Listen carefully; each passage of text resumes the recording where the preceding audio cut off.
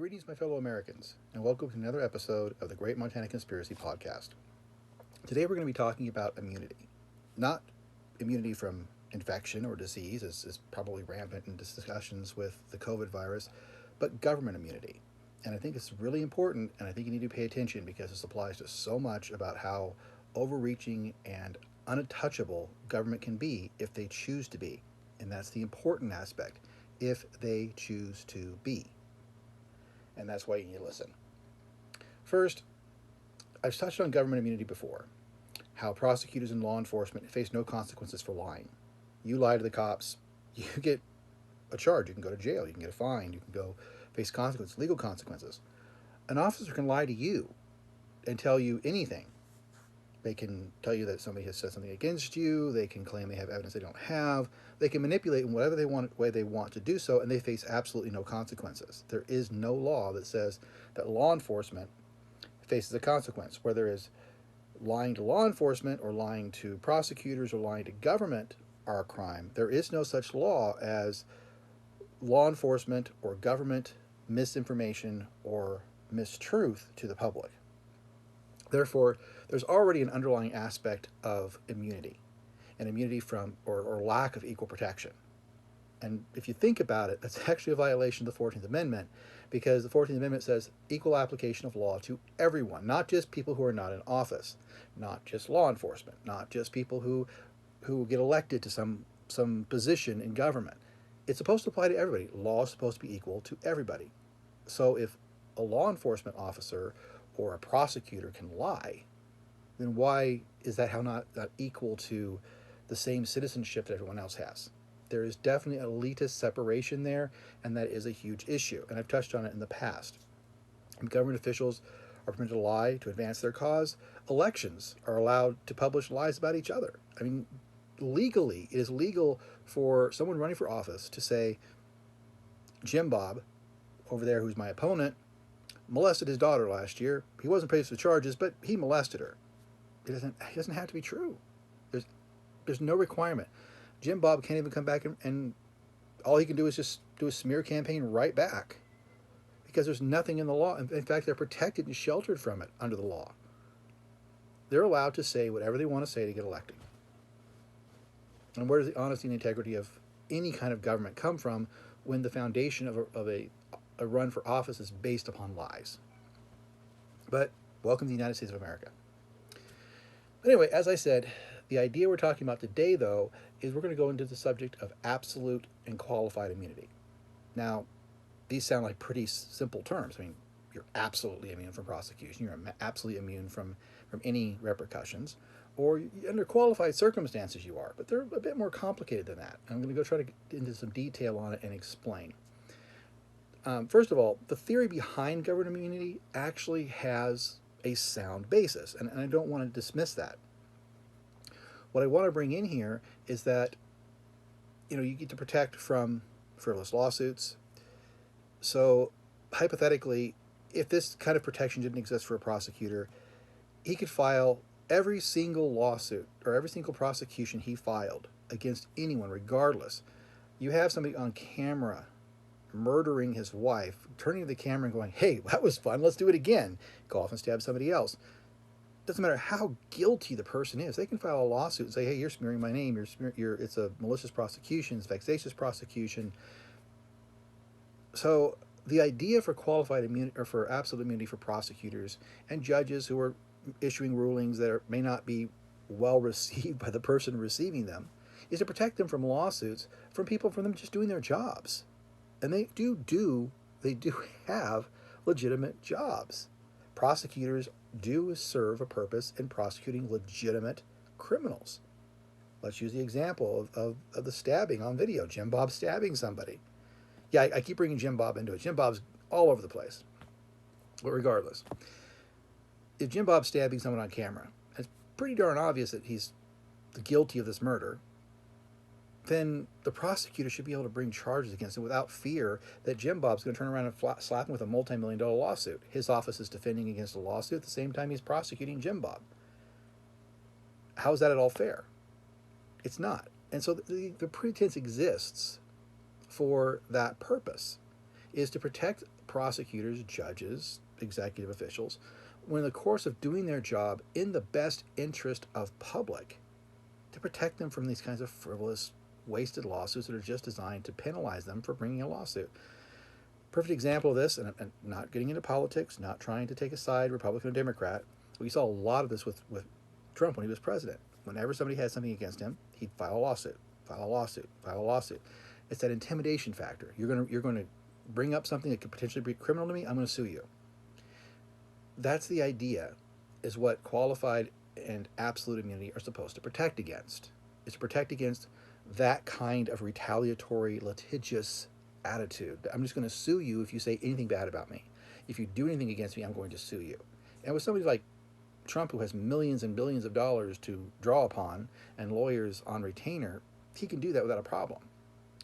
And there are people out there who will just file lawsuits just to file lawsuits and clog up the system for no other reason than just try to use the lawsuit as leverage to get out of a criminal charge. This would raise insurance costs, it would raise defense costs, taxes would get burned through in a heartbeat. Maybe it would make, on the flip side, maybe it would make prosecutors less trigger happy to bring prosecutions without actual legitimate charges. But again, we're talking about Montana, where they don't have to have grand juries, where they don't have to have anything other than just a signed declaration they put in front of a judge, and the judge red stamps it. So they don't have any safeguards here in Montana against misuse of the prosecutorial process.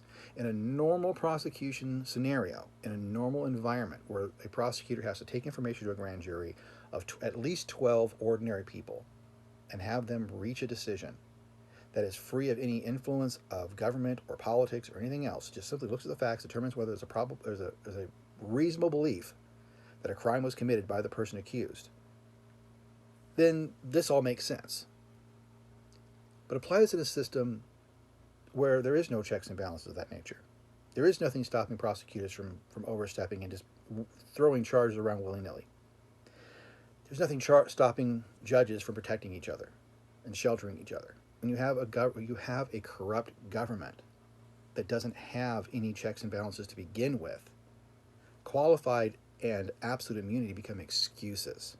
They become shields against prosecution and against oversight of any kind. Looking into them, you can't get them down because they're protected. In Montana, a judge can literally shoot someone from the bench, and you can try to prosecute him, and he'll say, oh, absolute immunity. I was in the course of my duties as a judge. Not that I'm saying this has happened, but I'm just saying that's how far. There literally is no consequence for any misconduct. They can do whatever they want. They can misquote the law. They can misrepresent the law. They can apply racial and geographical discrimination against people. And I've seen it done repeatedly in this jurisdiction. No consequences. They can misapply the law. I know of one case where now retired Judge Limpus actually said in open court that he didn't care what the law said. He was the law. He just said, I don't care what the law says. He actually said it. I was in the courtroom. He said it. I heard him. And that's literally their attitude. They don't care. And they have no consequences. They hide behind this term of absolute immunity without actually because people don't really know what absolute immunity means. And this is what it means. Absolute immunity is protection from actions taken in official duty, sans malice or corruption. That secondary part is the most important part. There cannot be an element of malice and there cannot be an element of corruption to the action. If they exceed their jurisdiction, if they're clearly prejudiced, if they're clearly just being vexatious from the bench, if they're clearly retaliating against someone they don't like, obviously not protected. If they are taking money behind the scenes, remember my previous video talking about Operation Court Broom, where they were going against the RICO statute was being used against federal state judges. They don't have absolute immunity. The term absolute immunity is not 100%, doesn't mean they're absolutely 100% from any legal consequence. It means their actions must be taken within the course of their duty, within their jurisdiction of their office. And it must be done free of malice, it means you can't be malicious or deliberately harmful, or corruption, taking bribes, doing I'll scratch your back, you scratch mine kind of thing. This is how it works in a real system. Absolute immunity protects judges, it protects prosecutors, it protects legislators, and it protects executive officials. Basically, anyone attached to a high-level branch of government is protected by absolute immunity. But absolute immunity only works if corruption and malice are not present. That is a bar that must be obtained. You must determine whether those elements are present, whether you learn whether the person is absolutely immune or not. However, around here, judge can't be sued because he has absolute immunity. That's flat out. I can't tell you the number of times I have sued judicial officials, Flathead County judges, state Supreme Court judges. I've even sued Donald Malloy and Judge Lynch on the federal court. They dismissed themselves. They said they can't be sued. They dismissed themselves. And it says they could not be sued. Conflict of interest, anyone? Literally, they say that because they're judges, they're absolutely immune, and they don't even have to be reviewed to see whether there's corruption or malice present. Because there's no checks and balances over them, and they're already corrupt, so they're going to make sure that they're not reviewed. Interestingly enough, absolute immunity also protects witnesses, except they're still, vulnerable to perjury. If they get on the stand and they do something or say something inappropriate, they're a witness. They can't be held accountable. If they lie under oath, it's still perjury. They can still be subject to that. Also, presidential aides are, interestingly enough, covered by absolute immunity. The idea being they can't do their job if they have to worry about being prosecuted for doing what their boss tells them to do. The interesting thing, though, the President of the United States, even though his presidential aides, it's just a little side note here, the President of the United States is not actually absolutely immune from criminal prosecution, only civil prosecution. This is actually established in a U.S. Supreme Court case called Nixon versus Fitzgerald, and that was 457 U.S. 731, 1982. Even though it was stemming from like a 1968 action, it was determined by the U.S. Supreme Court that presidents are immune from civil prosecution, but not criminal prosecution. Well, we all know that our last president, Mr. Trump, really muddied the waters with that because there were federal and state investigations against criminal misconduct, and he was going to court and arguing that he couldn't be prosecuted even criminally, even though the U.S. Supreme Court clearly said he could be. He, of course, the litigious attitude again, go to court, sue everybody that wants to say anything bad about me. Went to court, and last I checked, some of these lawsuits are still ongoing. That these deal with the New York State investigation is still ongoing. I believe the Congress still has inquiries into his taxes. He's still trying to block them. He just sued his niece the other day for exposing his taxes. So yeah, he's still very, very litigious, even though he's not in office. And it's neither a yay or nay. It's not a Republican Democratic issue. It's just a statement of the facts. He is litigious. Litigious by definition is someone who just repeatedly and just sends lawsuit after lawsuit after lawsuit after lawsuit against people. There is no arguing that he is litigious. No argument. You cannot look at the facts at any capacity and say he's not litigious. Is he justified in that litigious? That's not an argument I'm making here. I'm just pointing out that he is litigious by nature. But even though other government officials are not covered by absolute immunity, such as police officers as an example, they are covered by what's called qualified immunity. So basically, if you're in the government and you're not covered by absolute immunity, you're covered by qualified immunity. There is no government official who doesn't have some degree of immunity. Now, qualified immunity is a bit different. It basically stems on individual actions rather than the overall capacity of the office. The Legal Information Institute at Cornell University actually defined qualified immunity as thus. And this, I'm going to quote this. Protects a government official from lawsuits alleging that the official violated a plaintiff's rights, only allowing suits where officials violated clearly established law. Now, that may sound very similar to absolute immunity, but it's based upon the individual acts versus the office as a whole.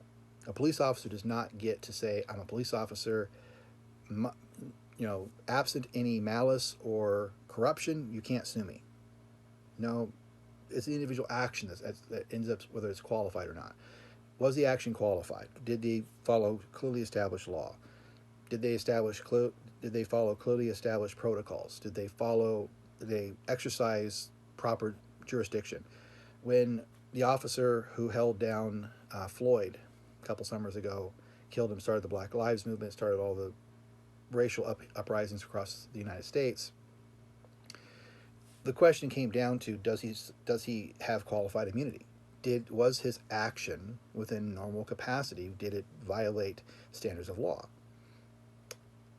And I know just recently I had somebody I know, and I've known since he was a kid, out on the fishing dock, actually spouting off about how, oh, that officer did everything right, and the only reason why Floyd died is because he had drugs in his system and everything else, and all this misinformation is out there. The fact is, whether you have drugs in your system or not, if your trachea is blocked for 8.5 minutes because someone is kneeling on your back, you're going to die. If you don't die, you're going to go into your brain's going to get deprived of oxygen. You're going to be brain damaged. Either way, there's absolutely no way anything justifies holding someone down for 8.5 minutes with your knee on their back, blocking their trachea from air. Nothing. Therefore, qualified immunity did not protect him, and it shouldn't have protected him. And the officer who stood by and let this happen, knowing this was going on, knowing he was restrained, knowing he could have picked up at any time, there were 4 of them there. If they were concerned about him continuing to fight, they had tasers. No, don't get me started on the idea of, and that's probably a subject for another podcast, is actually the subject of whether tasers qualify as deliberate infliction of cruel and unusual punishment as prohibited by the 8th Amendment. But regardless, courts have upheld them. I don't agree with that, but courts have upheld them. And they have said that they're lying. So there's 3 other officers there standing to the side. If, while restrained, Floyd could still have been seen as a threat, they could have tased him. They could have done anything else to take him down. They knelt on him for 8.5 minutes, and he died. Regardless of what side of the fence you fall on, of Republican, Democratic, whatever, pro-police, anti-police, that action was not covered by qualified immunity, and it should not have been. But that was the argument they were making. They tried to argue that it was an action protected by qualified immunity. It should not have been, and thankfully it was not. Justice was seen in that instance. In 2009, there was a case before the United States Supreme Court called Person versus Callaghan. And you can look it up. It's 555 U.S. 223, 2009. And by the way, let me take a quick note here.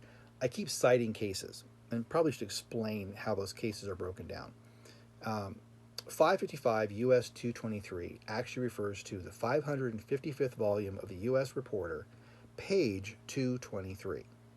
So 555 U.S. 223 is the 555th volume of the U.S. Reporter, which collects all the U.S. Supreme Court case reports and cases. Page 223. That probably should help people if they want to actually go back and figure out what all these case references actually mean. But anyway, the Supreme Court said qualified immunity balances on 2 important interests: the need to hold public officials accountable when they exercise power irresponsibly, and the need to shield officials from harassment, distraction, and liability when they perform their duties reasonably. And that's a fair standard. There's nothing wrong with that U.S. Supreme Court case decision. That's actually a very good definition. It balances against public protection and holds them accountable if they don't act responsibly. Very simple. And all in all, as I've mentioned, this sounds like a great safeguard. It sounds like a fantastic safeguard, because you actually have all these things to say, okay, judges and prosecutors can do their job without fear of being retaliated against by litigious individuals or people who are just trying to use a lawsuit as leverage to prevent themselves from being prosecuted. Hey, I was prosecuted maliciously, vexatiously, to stop a lawsuit I'd already filed.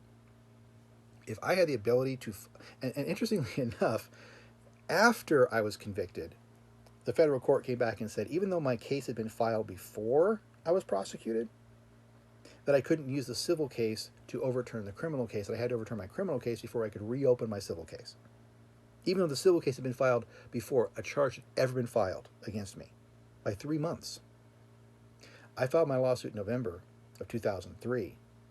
I was arrested in February 2004. But the federal court here, who did not want the local jurisdiction or anyone else to be held accountable, said, well, no, can't bring a civil suit, can't continue the civil suit, because it'll overturn the criminal conviction. So the idea here being that this law only works if it's lawfully and ethically applied. If it's not lawfully applied, if it's not ethically applied, it's just words.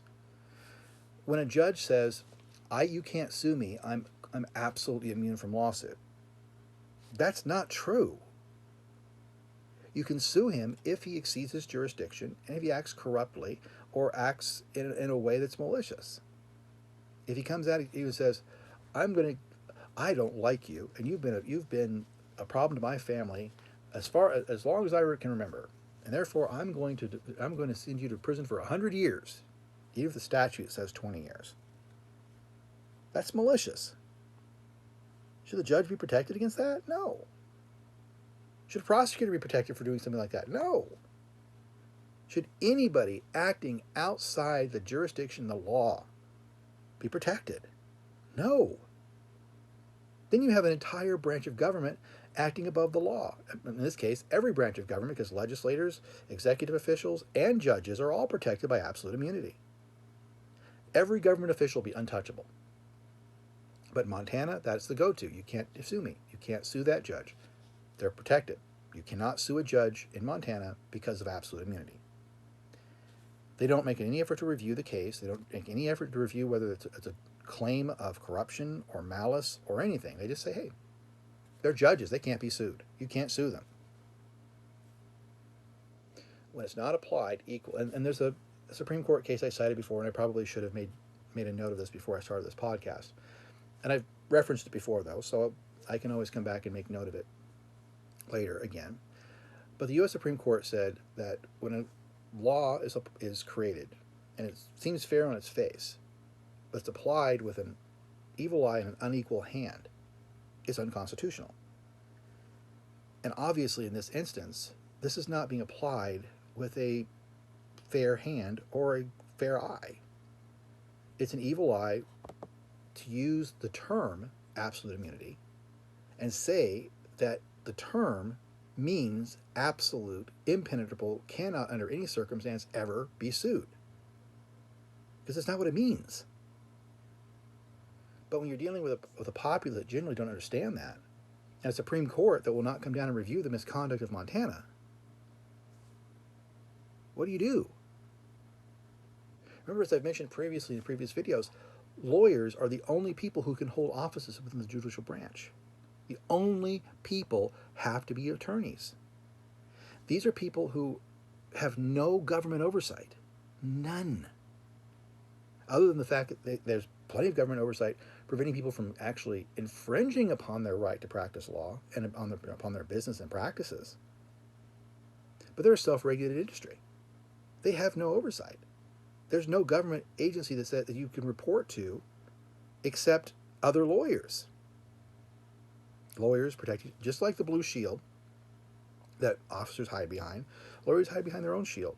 And judges are lawyers. They have to be to hold their position, to hold their title. They have to be lawyers. You have to be a lawyer to be a judge. And if a lawyer has to be a lawyer to be a judge, then judges are by definition lawyers. It's like saying a thumb is a finger, but a finger isn't necessarily a thumb. I mean, think about it. You can't say that. If an attorney is a judge, or a judge has to be an attorney to be a judge, then the judge and the attorney are one and the same. It's just an attorney with a different title. They're still attorneys. In essence, to overcome immunity, whether it be a judge or a prosecutor, a governor or a legislator, you have to pierce the veil. And piercing the veil means that you have to actually take their their separate protection and pierce it. And you pierce it by proving that there's, in a normal situation, that there's corruption, that there's maliciousness, that they've exceeded their jurisdiction. Some argument that says they aren't protected. They didn't do what they were supposed to do in the course of their duties. But courts here in Montana rely on the ignorance rather than the law to apply these immunities. I'm absolutely immune. I'll use the term absolute to mean absolute. Absolute means absolute. No, absolute in this case does not. And it is an inappropriate term because people use it to misrepresent it. There are ways to pierce it and there are ways to challenge it, but it requires a judiciary that will allow the challenge. And if the judiciary is intent upon protecting and sheltering the people underneath them from consequence of their own misconduct, it's like the old expression: if you want to accuse someone else of being bad, you better make sure your own outhouse is clean. I don't know. I imagine I learned that one in the Midwest, back in Kansas when I was growing up. So probably not a lot of you know that one. But basically, what it means is that no one who has dirt themselves is going to accuse somebody else of dirt because their own dirt can get exposed. It's kind of like a mutual protection society. I'm going to protect you because you know bad stuff about me, and you can protect me because I know bad stuff about you. And this is how the entire Montana Good Old Boy Network works. Everybody knows everyone else is corrupt, and therefore they save themselves from mutual annihilation by keeping the secrets and protecting them. I'll protect you because you're protecting me. I'm not going to say what I know about you because then you would say what you know about me. And if they all have corruption, they all have skeletons in their closet, and everybody knows about them, then what protection is there? There's no protection. So the only way to stay safe is to not turn on anybody else. And this is why we need oversight from outside Montana. Every time someone gets reported to Washington, D.C., or to the regional office in Reno, Nevada, or even the regional office in Great Falls, they always send it to quote-unquote people on the ground. And I say quote-unquote because people on the ground means people who are already in Montana. But as I've said, the problem is they're already there. These are already people who are raised from within Montana, therefore loyal to Montana, who are part of the problem. Need outside oversight. Need judges who could look at this without looking at it and saying, you know what, I'm not going to allow it because it's one of my own. Federal court judges in Montana, in Missoula in particular, but I've seen it in Great Falls as well. Federal court judges have repeatedly dismissed charges against other judges who are acting beyond their jurisdiction. They ignore charges brought against them. I've seen it in the Ninth Circuit Court of Appeals. I've seen it in the state court, in the federal state courts. I've seen it in the state courts. I've seen it in the state Supreme Court. Judges protect other judges. Attorneys protect other attorneys. They don't want to hear misconduct claims against other judges, against other attorneys, because they don't want misconduct claims brought against them. So that's where we stand. So the ultimate question is, does qualified immunity or absolute immunity actually have any place in our society? Should it have a place in our society? I think possibly it could if it was actually overseen by something other than the very people who, I mean, once again, it's back to the same argument about hiring foxes to guard against foxes attacking the hen house. If foxes are attacking the hen house, you don't go to the fox community and say, hey, can we go ahead and appoint someone from your ranks to watch over and make sure that other foxes don't get into the hen house? Of course, the foxes are the problem. Why would you hire someone from the foxes to do that? You'd hire someone who actually has an interest, who doesn't have any loyalty to the foxes to guard them, to guard the chickens. Well, in this case, you have to question whether or not judges, who are the ones who are most affected by this, have a conflict of interest in overseeing whether other judges are acting outside the laws when it comes to immunity. And there you go. How are you protected? Well, when it comes to Montana, you're not. You have no, if the judges don't allow review of impropriety or misconduct because they just simply say they're immune under the term absolute immunity without actually applying the actual measure of it, what protection do you have? What protection do you have when the police have no internal affairs department, no independent oversight or review committee, and they simply decide for themselves whether their actions are in violation of your civil rights, whether they have qualified immunity or not? You don't. And that needs to change. Otherwise, the Great Montana Conspiracy remains in power. As always, this is the part of the video that I least like, because now I have to say, we need money. We need money does not mean, oh, gimme, gimme, gimme. It means, you can see I'm operating from an iPhone 8.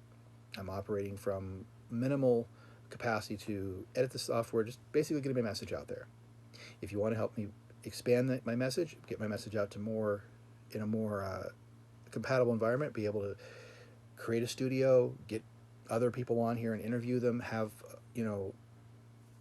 interviews across the table, even split screen, is something I would actually need money for, because I don't have it. I've been forced on disability. I operate on the sheerest of budget, which means that if you want to help expand my voice, to amplify my voice, and have my message be heard by others, I need some help.